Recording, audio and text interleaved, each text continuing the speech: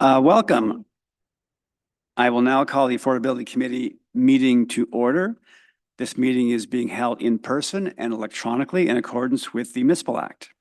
Tonight we have two public meetings are being held. If you are joining the meeting virtually, have not yet registered and wish to speak, please email cityclerks@barrie.ca and staff will email you the information to participate virtually. The first public meeting is for a proposed conservation of built heritage community improvement plan, CIP, which is intended to replace the existing CIP. The second public meeting is to review the zoning bylaw amendment application submitted by County of Simcoe Housing Corporation to permit a residential and institutional development. The subject lands are initially known as 20 Rose Street. Members of committee will be listening to the presentations and comments received during the public meetings, but will not be making comments or debating the items tonight. Committee members will have an opportunity to provide comments when the staff reports are considered by general committee at a later date.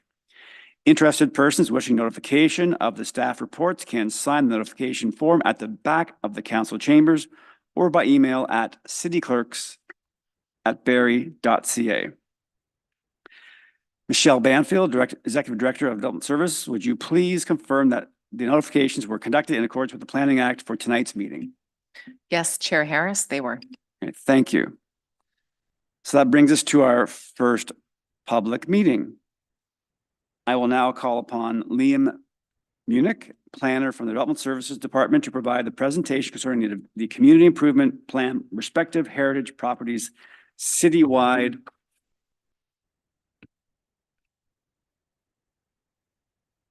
Thank you very much.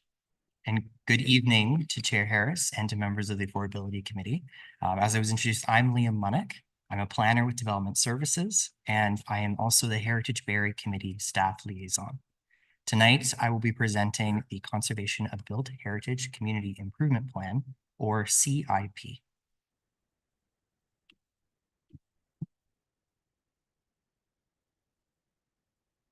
Through this evening's presentation, I will provide you with some background information and then focus on explaining what a designated heritage property is before identifying the objectives of the proposed Conservation of Built Heritage CIP grant program. Then I will provide an overview of that grant program and speak briefly to the funding considerations and our next steps.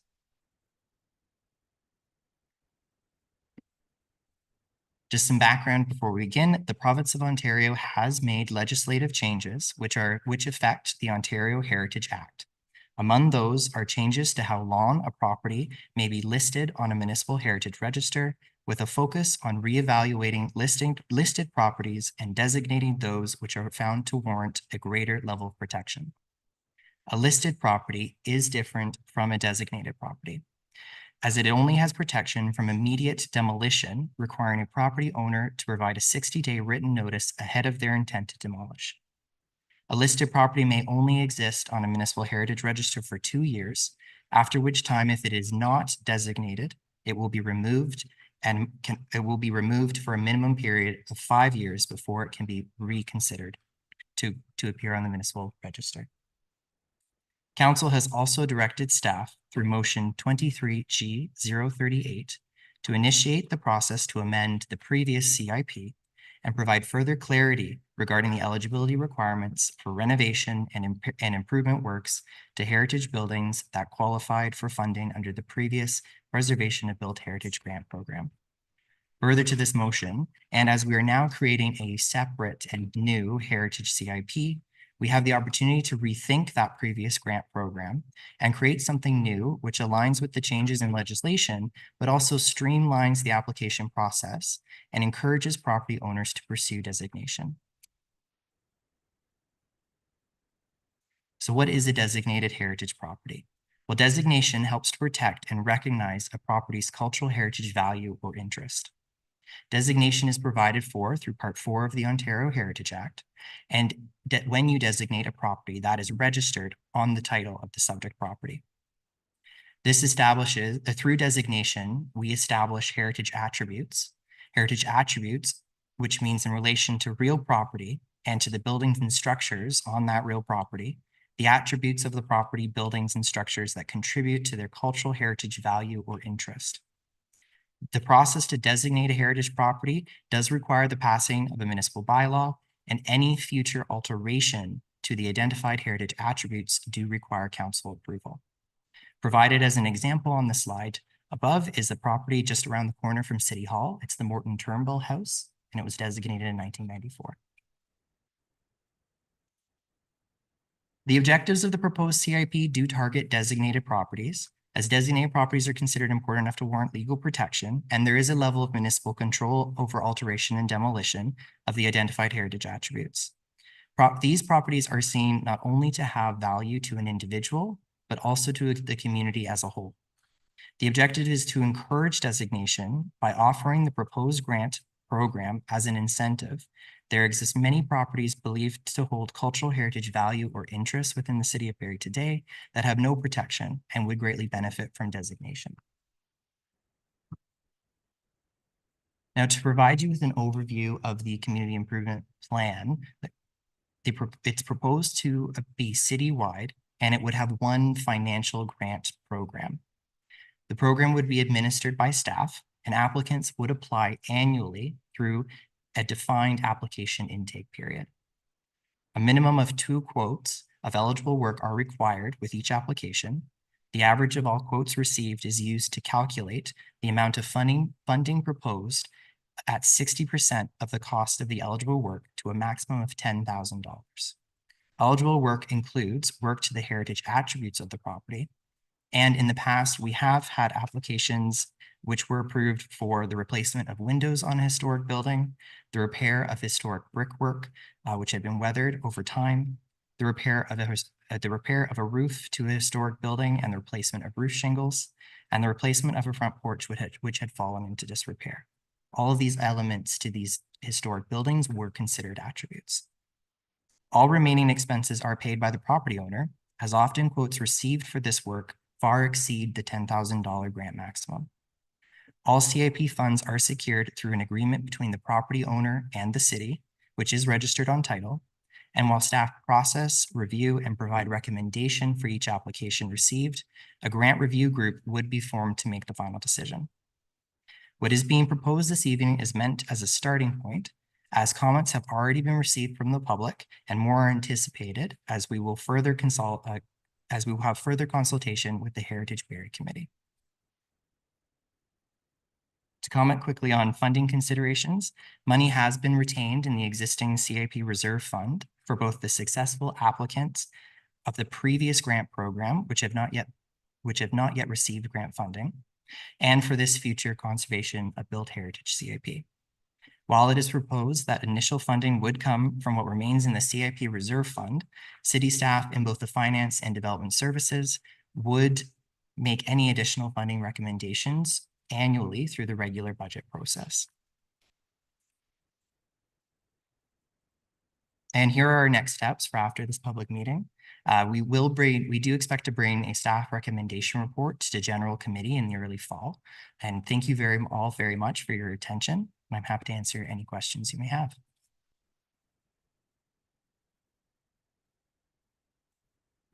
Thank you.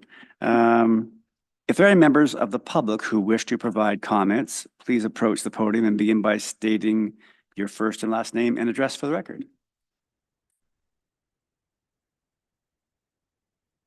Seeing none.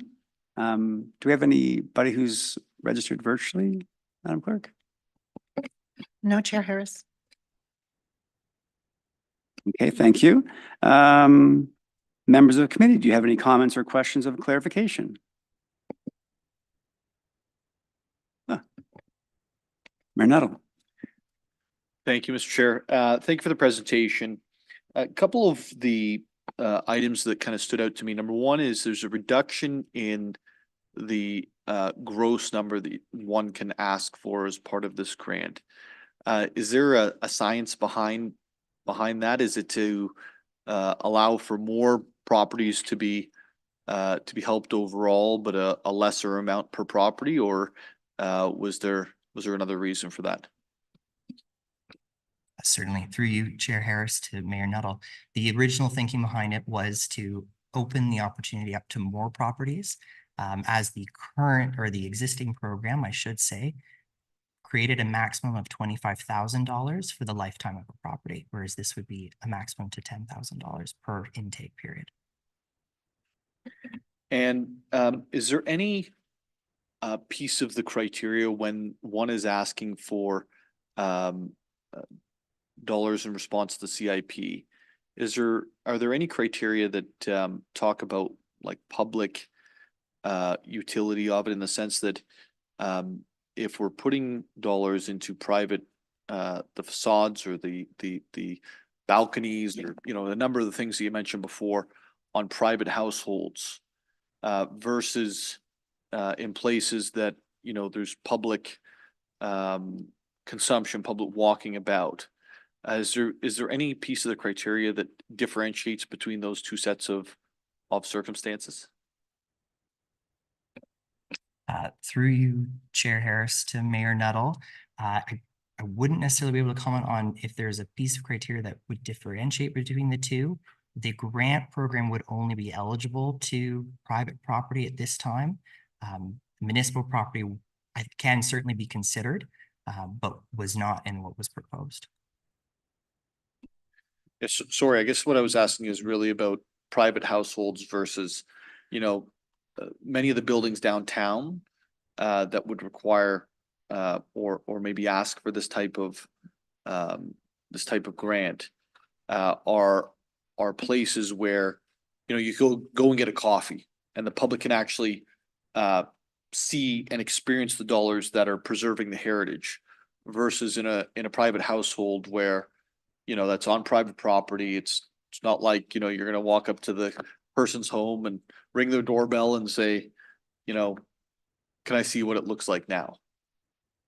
So that was really my. And if I may, again, through you, Chair Harris, to Mayor Nuttall, I think I see what you mean now. Those properties would all be eligible. It wouldn't necessarily need to be a private resident that could apply for the grant program. It could be a business operating with commercial property. It really could be any designated property, which does not necessarily have to be a private individual's home.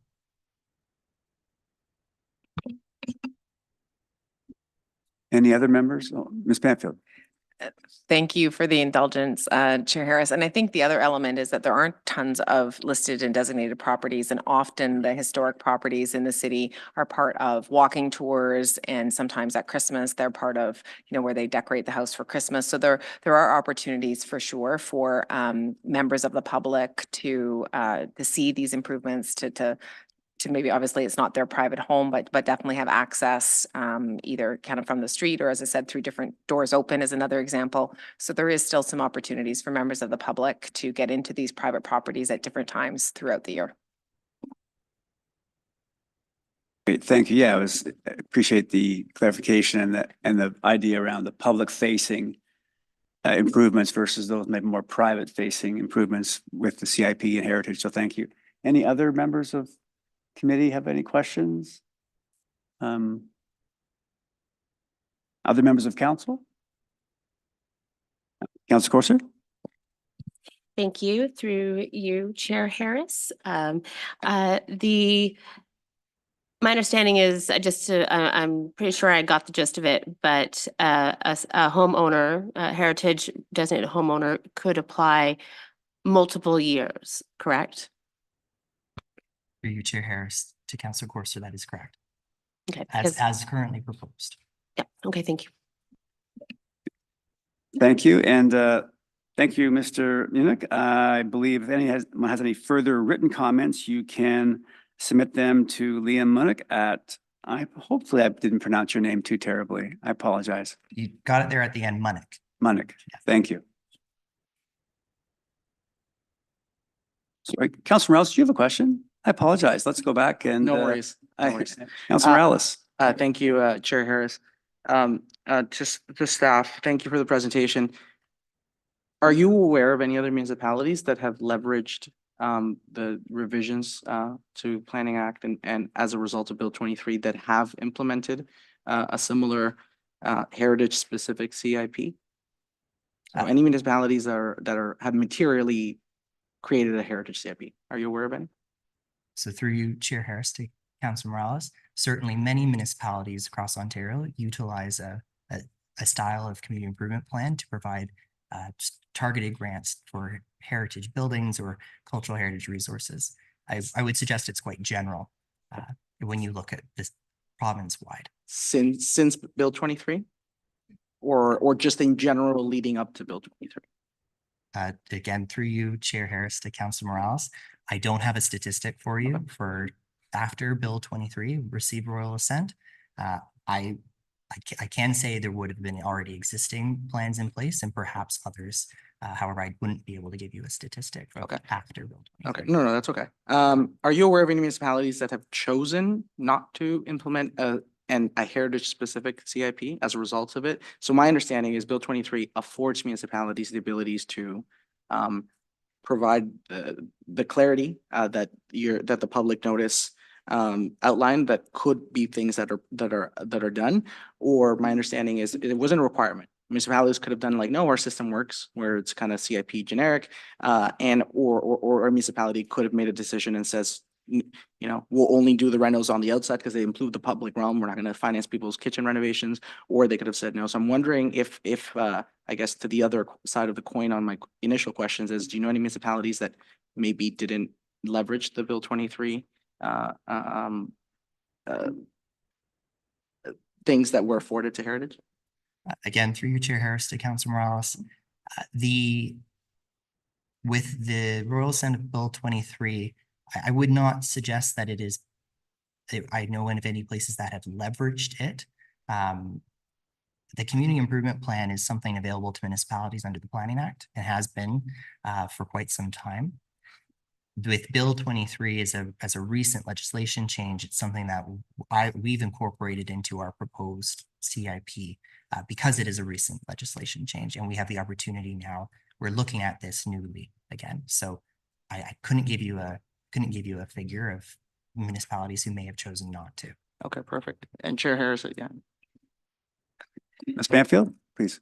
Through you, Chair Harris, to Council Morales. But we certainly have heard the questions, and we can absolutely incorporate some of that data into the final staff report when it comes back to council.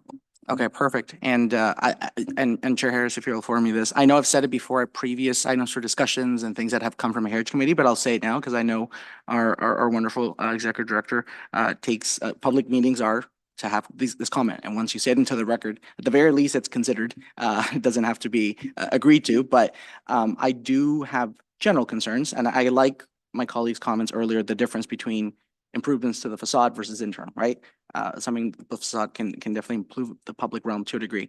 But I do have concerns in times of inflationary, inflation and with property taxes, regardless of how efficient we can be, and with people feeling, the pinch everywhere, to creating a program specifically for the purposes of restorations, renovations, repair of historic buildings.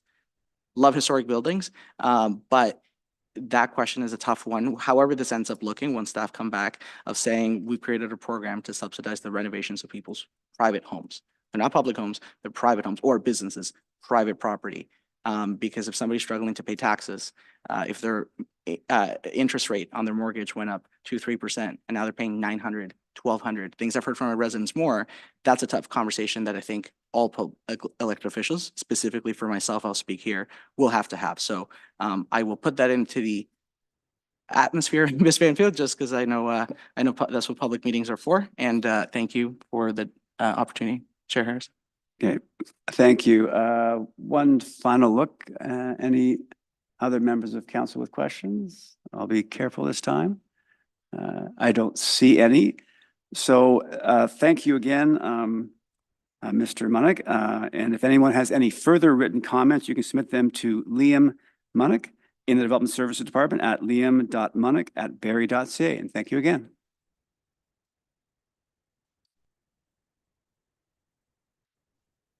That takes us to our second public meeting. So I will now call upon Rachel Hamlin and Bradley Spiewak, representatives from the County of Simcoe, to provide their presentation concerning the zoning bylaw amendment application for 20 Rose Street, Ward 2. Thank you. Thank you. Good evening, committee and council members.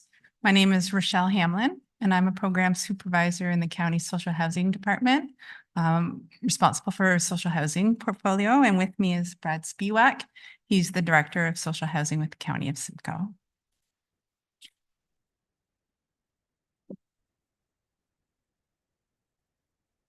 Oh, I got it. I can provide presentation overview. So just a bit of background information on the proposed development, the site context, the development itself, the planning context, the purpose of the proposed zoning bylaw amendment, the proposed site plan, and an overview of the building design. The Simcoe County Housing Corporation provides community housing to seniors, families, and individuals throughout the county of Simcoe, as well as through the separated cities of Barrie and Aurelia. The Simcoe County Housing Corporation is the applicant for the proposed development at 20 Rose Street.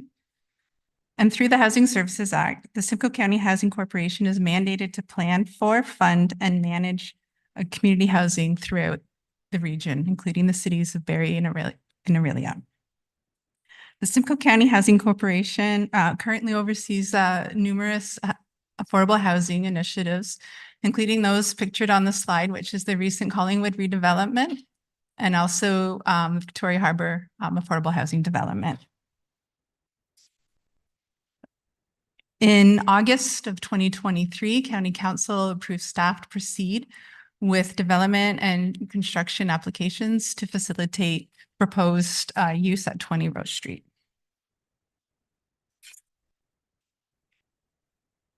Uh, 20 Rose Street is located just south of Highway 400 and east of Bayfield Street. It's the former site of the, it's the site of the former OPP station that was there for many years. To the south and east of the site is residential use, including schools in the area. And then also to the north and west is the commercial district, very popular along Bayfield Street. Bounded to the north is the controlled access highway, owned by the Ministry of Transportation. And then Rose Street is just to the south, and that would be the minor collector road, on which there is the frontage. So the access points would be off of Rose Street. There is currently about 178 meters of frontage along Rose Street, and the property is 1.9 hectares or approximately 4.7 acres in size. The proposed development includes affordable housing and social and community services on the site. It's proposed to be in a form of a high-rise mixed-use building and also a multi-level parking structure on site. The city's official plan defines the proposed 11-story as mid-rise. So it's in the realm of mid. The residential building is proposed to be designed in 2 towers, one 9 stories and the other 11, with the frontage on the Rose Street to include a tiered setback and then also the community hub. Of the residential building, there'll be approximately 215 mix of units, including studios to 3 bedrooms, and it's proposed to be a mixed income development, primarily affordable, with approximately 28 of those units being 120% of the average market rent.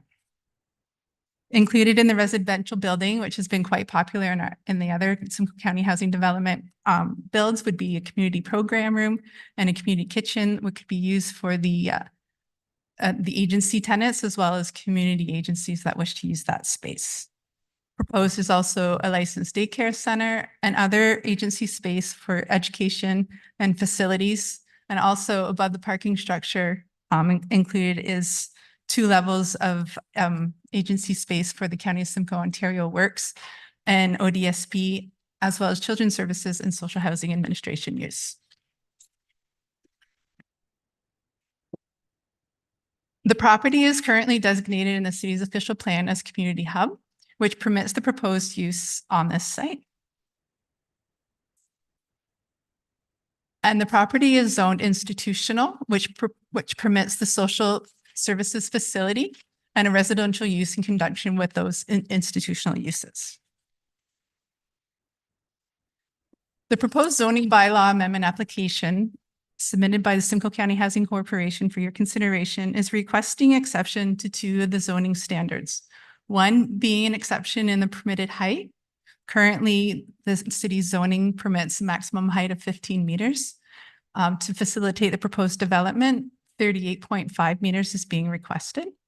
In addition, the zoning bylaw amendment application is also seeking relief from the parking requirements in the city zoning bylaw. Currently, the city's zoning bylaw requires 1 space per affordable unit.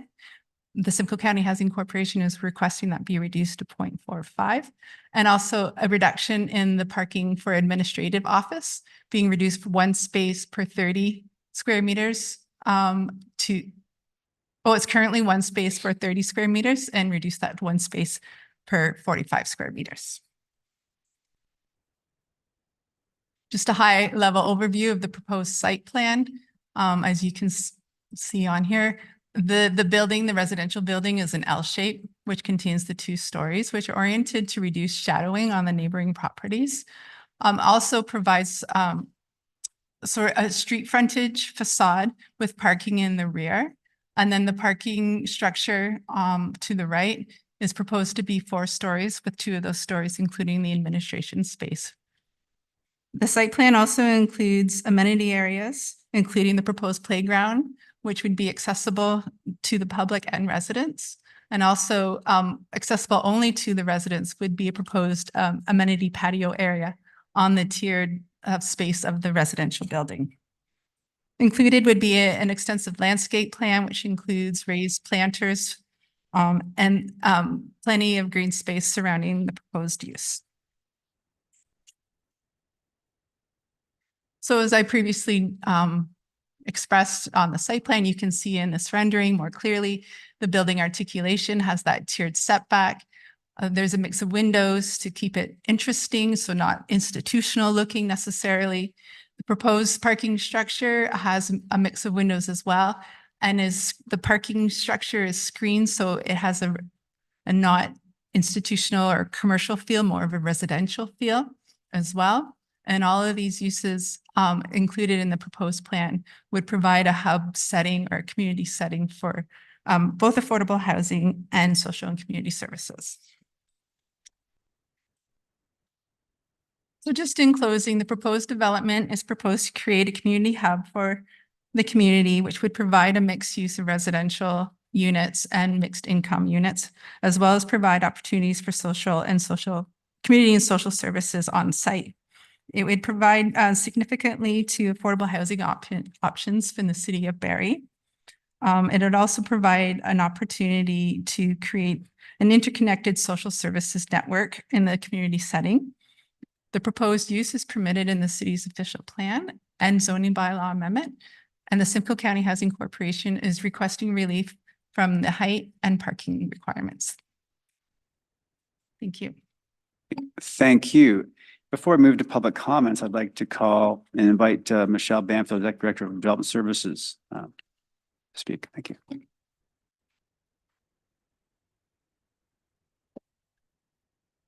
Thank you very much for the introduction, Chair Harris. So further to the presentation, just for everyone's awareness, planning staff are currently reviewing the application. And a neighborhood meeting was held in November of 2024 with approximately 34 residents in attendance, including our Ward 2 councillor, which was Councillor Nixon, and city staff and county staff.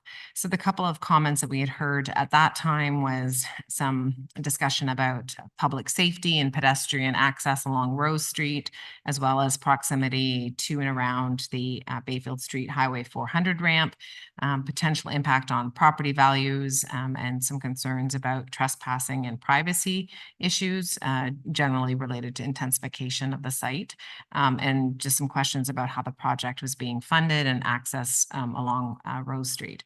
So, and in addition to this neighborhood meeting, the county also hosted an information session on May 22nd of this year to also hear from the community. Like every public meeting, all of the comments and questions raised either through emails or calls or what we hear this evening are addressed in the staff report when it comes back to council. So the primary planning and land use matters that staff are looking at are compliance with the city's official plan, as well as those requested site-specific exemptions, regular kind of site servicing, grading, stormwater management details, traffic impacts, pedestrian circulations, access and site design, and again, just that justification and appropriateness of the entire application. So staff really are trying to get this back to general committee for their consideration as soon as possible, whether that's in the summer, the one summer recess meeting, or the one meeting in the summer, or early in September. Obviously needing to advance this important community project. But nonetheless, as I said, all the comments that we hear, all the technical review is still the same, and will also be, as I said, outlined in the planning staff report when it comes back to you for your consideration. Like every development application, there's presence on the proposed development webpage. This is in Ward 2, so all the submission materials, dates, and items related to this application can be found there. The file manager is Michelle Freedy, and her contact information is available on the website as well as in some of our documentation. And that concludes my presentation. Thanks for your attention, and we're happy to hear from the community. Great. Thank you, Ms. Banfield. And we do have one member registered for tonight. So I'll now call upon Mr. Justin Rancourt to approach the podium. So please approach the podium, begin by stating your first and last name and address for the record. Thank you. Yeah, it's Justin Rancourt. All right, forgive my nerves a little bit. You can give us your address, and that It's would be 37 Agnes Street, Barrie, Ontario. So yes, I'm just around the corner from the proposed site. Thank you for some of the information. I'm sorry, is it Michelle that you just put forward? I'm glad you said that, because actually that was one of my questions. I noticed in the process it said about the applicant was to respond to citizens' concerns, and that's something I hadn't heard at all yet. So I was part of the November 2 meeting online, and one of the overarching concerns actually did seem to be about security. Now, security isn't necessarily, doesn't all fall on the developer. It's an issue that crosses a lot of paths, city, but we've had a lot of concerns in our neighborhood. A lot of break-ins, cars, houses. One of the neighbors had a truck stolen. My house has been jimmied a couple of times. My truck's 3 times. Another neighbor, all the tools, he's a carpenter, all his tools were taken out of his vehicle. The point is there's lots of these examples, but every time we go to the police, we always get the same answer. Oh, well, do you have cameras on your house? No? Well, what would you like us to do? Well, you do have cameras. Well, there's a website for that. Just go ahead, upload it to the website, and, someone will get to you some point. Nothing's been done yet. Nothing. And I understand there's a lot of aspects to all of this, a lot of considerations, a lot of things to look at, hence why we have so many different engineer reports and studies that we look at. The reason why those trailers were put at that site in the first place to help the homeless, which is an increasing problem in the city of Barrie, and many people are talking about all the time.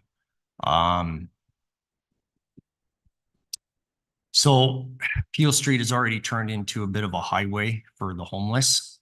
And one of our concerns is that it's going to increase with this building. It's mixed usage, but also includes, as you said, I'm sorry, I don't have the terms in front of me, but basically units that are 80% of market value, including social housing, and even Ontario Works on the first floor, which is welfare. So we are concerned, and our concerns haven't been addressed. So that is one question I do have. What will be done to mitigate this problem that we have? No one's done anything. It's been going on for years. I do appreciate some of the things that have been done for the security of the city. including, say, maybe some of the inmates that now have a second pass to go back to maybe their hometowns. But more needs to be done. So it was mentioned that maybe the project as a whole could be a good idea, and maybe it's not. The second problem is Rose Street. So I wasn't aware of a meeting May 22nd. I wasn't involved with that one. I didn't know about it, and I've been trying to follow this as close as I can. And I looked all over the website. I watched the YouTube video from the November 2nd meeting, which was on, as a side note, was edited and all the citizens' concerns were removed. And then it was just basically just a description of what the city wants. So it's a little bit biased that way. But I scoured the website. I looked all over it and watched the video. And it wasn't until I read the traffic study, the engineer's traffic study report, where I finally found that there was information that Rose Street was to be closed, which where I don't believe you mentioned when you were just standing up here either. So Rose Street is to be dead-ended. And in that study, it does show that on 2 days, one day on a Wednesday in 2021, I think there was a Tuesday in 2023, you know, slower days of the week where they counted how many vehicles actually passed by and used that on-ramp. It's to me, it's still significant enough for a slow period where, you know, you have 100, 150 cars using that. That is used all the time. That will significantly affect not just the neighborhood, but surrounding neighborhoods, closing off and dead-ending Rose Street. People use it for all kinds of it, like it's a route to the hospital. It's a route to Bayfield Street, but then traffic will be increased on Peel, on Grove, and surrounding streets that way. And that is another concern. That study, and I'm obviously by no means a professional or someone that should be probably speaking about it, but when I look at it and what I gather is that it doesn't really have much teeth and it's got no meat to it. It kind of seems wishy-washy. One part here, it says, in summary, the proposed development will not cause any operational issues and will not add any significant delay or congestion to the local roadway or network. Well, that's not true. And then even if we look at this 42-story high-rise that's going up on Dunlop Street, I mean, I've heard many people talk about that because, I mean, you can't miss it. What's that going to do to Dunlop? What's that going to do to downtown? Like, I just don't understand how the infrastructure is going to support this.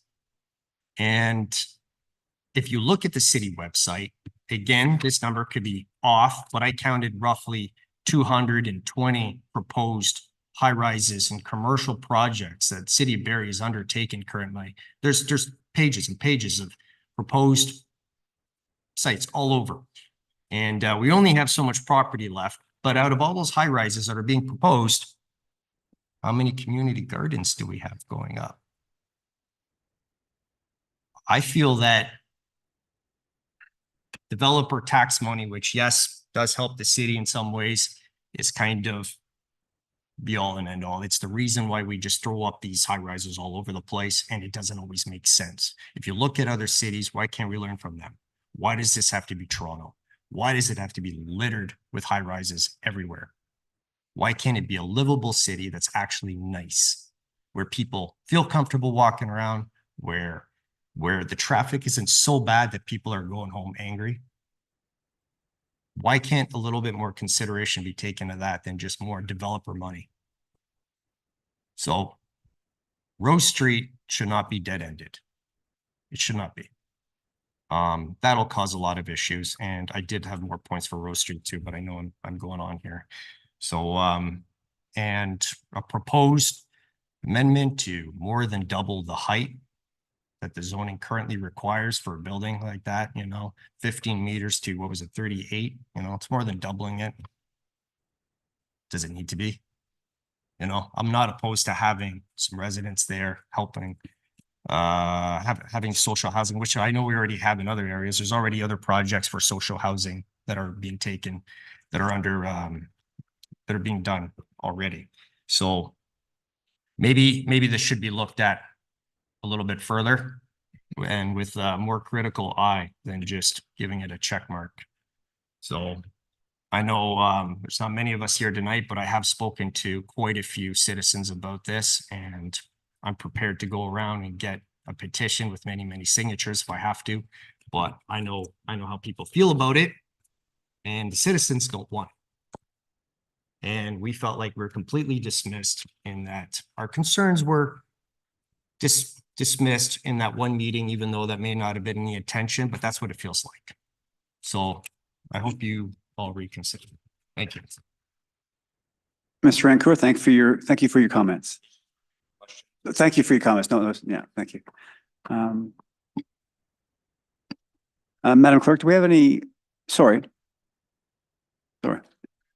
Yeah, no. Yeah, if there are members of the public who would like to provide comments, please approach the podium and begin by stating your first and last name and address for the record. Thank you. Great, thank you. My name's David Gray. My address is 34 Agnes. When you talk about all that traffic and Rose Street closing, we don't even have sidewalks on Agnes Street. And like last year, we had an incident where somebody was taking a shortcut to get to the highway, came down there, hit a kid on his bike. And that's with all the accesses now we have. There's only one sidewalk on Peel. There's only one sidewalk on Grove that's used. So the access for kids to get to school in the mornings, if you close all that off, they'd have to walk all the way around. A lot of them take that shortcut through across the bridge and then down and around and into the back of the high school. And then there's the public school that's there. So there's a lot of not just safety for us getting onto the highway or getting off the highway, but more for kids. We see that 8 o'clock let out of the people from the trailers now, and they pass the school kids, and you see the kids kind of looking at them like, I guess that now after almost a year, it's kind of like they bypass them, they go on the side of the road and go around them or whatever, because you don't know what to expect. Parents have told them to be careful, watch out, just because you don't know how life has treated them overnight or whatever. Anyway, there's I think a lot of consideration needs to be done for an infrastructure for safety for the kids. And that closing off Rose Street, like he was saying, as far as the dead end there, where there's a homeless camp right now beside a construction site. They had a little fire going in there. They put up signs, no camping, no fires. 2 nights later, they're back and they have a fire and they have new tents set up. And then they move in and they're in the other bushes on the other side of the street. So it's, and they'll cut through backyards. I've had 2 vehicles stolen. One vehicle got stolen. I lost all my tools. I'm not the carpenter. I'm a refrigeration guy, but we lost our van for a few days, lost all our tools. Thank you. Thank you.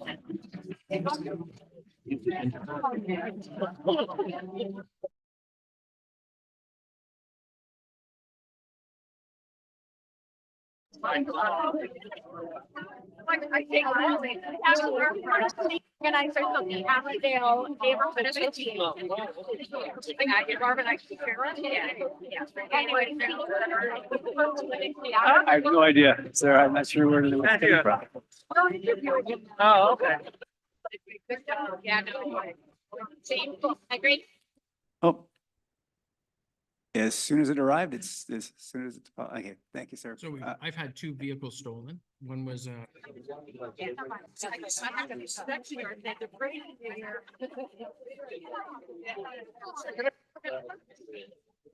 Hi, you're a popular guy. No worries. Okay, I kind of want to get away from the music because they'll actually. Sorry, we'll just take a quick second here. I don't know. It's unprecedented, so I apologize. That's okay. Over here. Well, perfect, actually. Okay, put that in your pocket. Like just even like that? That's fine, yep. over your shoulder.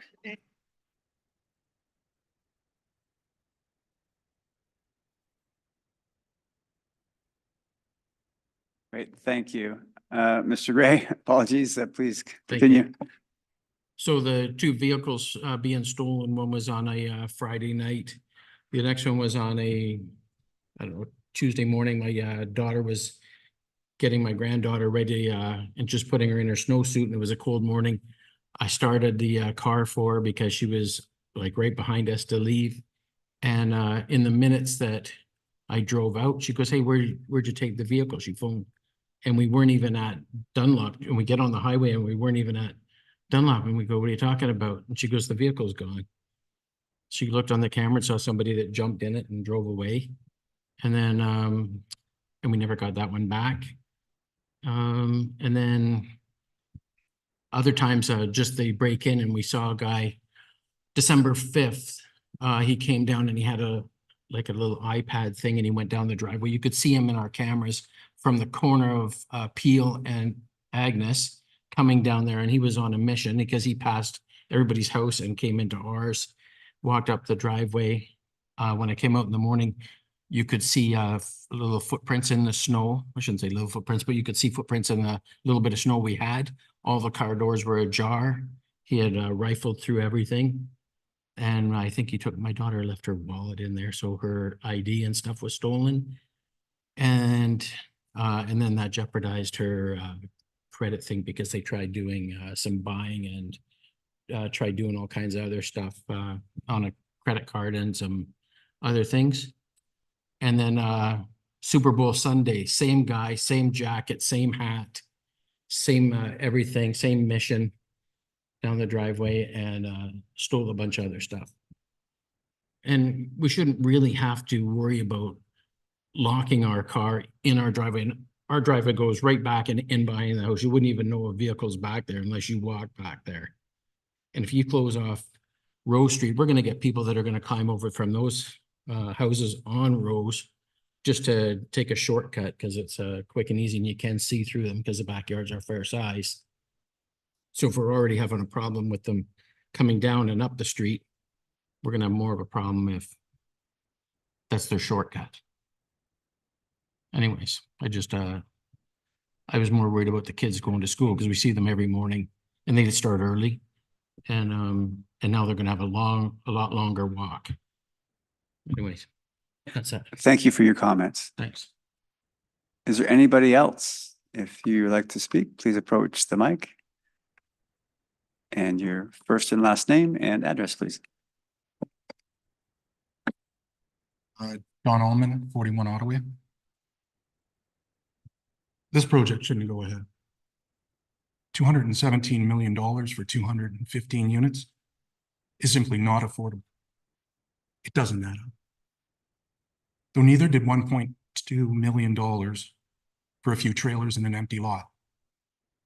This is what happens when zero accountability meets the public purse and you obscure your citizens. We are all aware that accountability is void at every level of the government.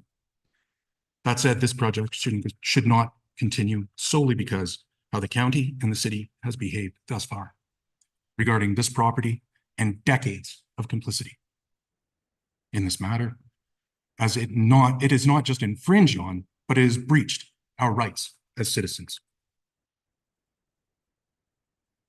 It was already out of control long before the motel. The motel was like pouring gasoline on a roaring inferno. This, all of it, everything you guys have done for decades is a crime perpetrated by the city and the county. This was done away from the public. For what reason? Who knows?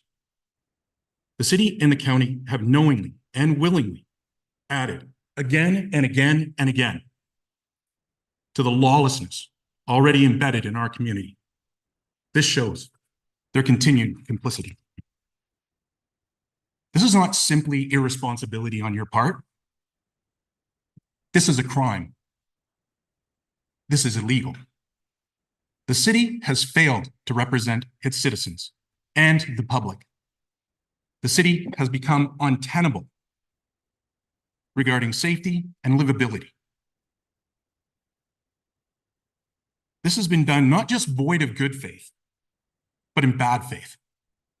When citizens came forward to the county, they laughed at us and said, these are simply symptoms of a growing city. The city would say, it's not us. Well, it's all the county. And that was a blatant lie told over and over and over again over many years. The city is in a partnership with the county and has been for a long time. It's really grateful for the CAO to tell us this just a little while ago. Sadly, there are additional concerns. It appears that the Affordability Committee has replaced planning, not just the committee, but perhaps the department altogether. This is very troubling, as it also appears that 50% of this committee, the mayor and Councillor Nixon, represent a political party over their sworn duty to the city and its citizens, and that they represent a voting bloc for this interest, which is not in the public interest.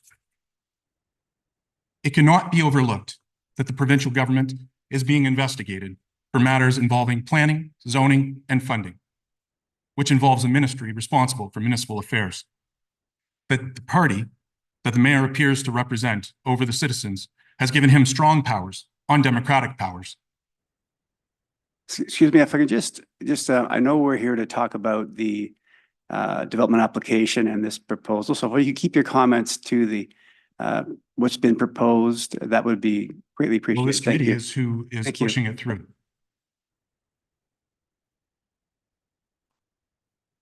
You could focus on the proposal that's in front of us. That would be great. Thank you.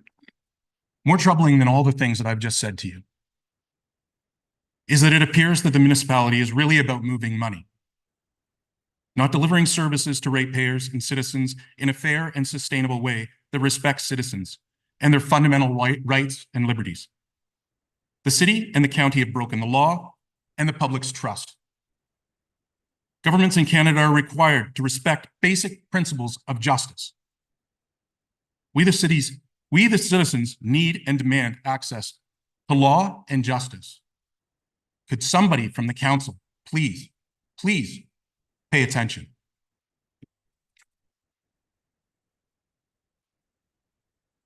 Great. Thank you. Renato, please. Sir, I've got lots of questions for that. Yeah. But I already sent a thing. You guys can read that. Your own comments say that it doesn't fit in the law. Excuse me, sir. What? Just Renato, you have the floor. Thank you. yeah, thanks. So I'm sorry to hear some of the things you're saying in terms of the feeling of Lawlessness? disassociation from the city's perspective on this.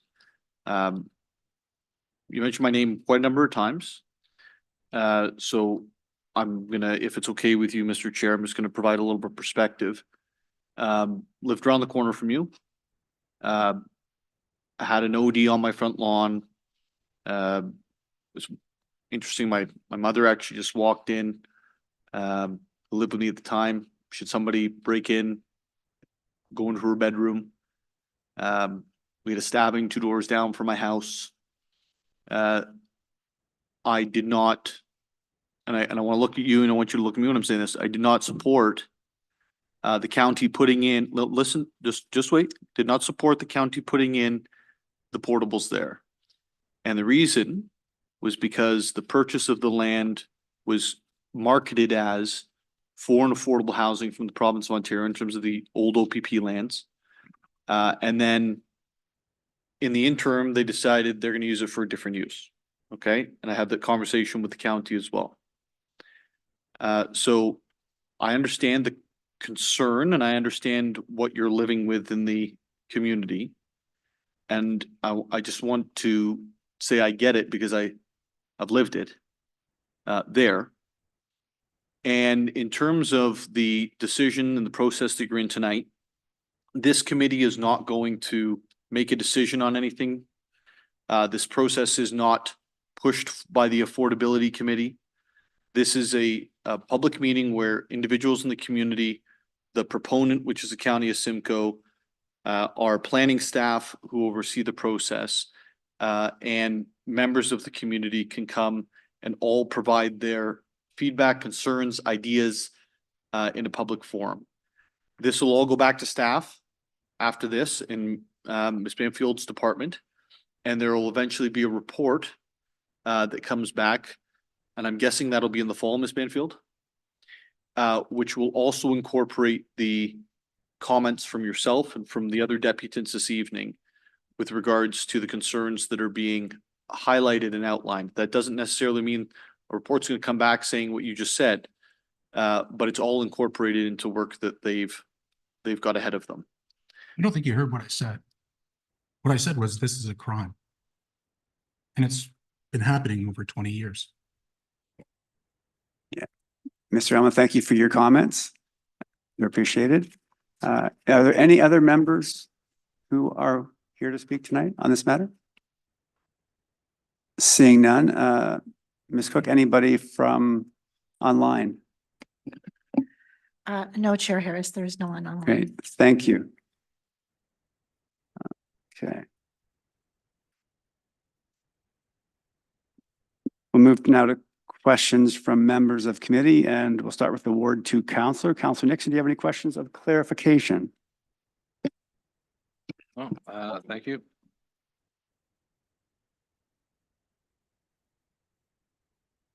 And that's fabulous. So we only have Councillor Nixon who can ask questions. So that will take us to the next step. If anyone has any further written comments, you can submit them to Michelle Freethy in the Development Services Department at michelle.freethy@barrie.ca. So thank you. There are no open delegations tonight. Presentations, we did have one, but given our timeframes, I believe, Ms. Cook, they had to leave. Yes, Chair Harris, they had a time commitment, but they had to leave for 7 o'clock, but we will reschedule them in the fall. Thank you. We'll look forward to them being here in the fall. There are no standing items or committee updates or referred items. That takes us to reports of advisory committees. There is one advisory committee report to be received. The report, item 6.1, the report of the Heritage Committee dated May 28th, 2024. Can I have a member of the committee put the report on the floor to be received? So moved. Thank you, Deputy Mayor Thompson. Are there any questions from members of committee, members of council in attendance? Seeing none, all in favor?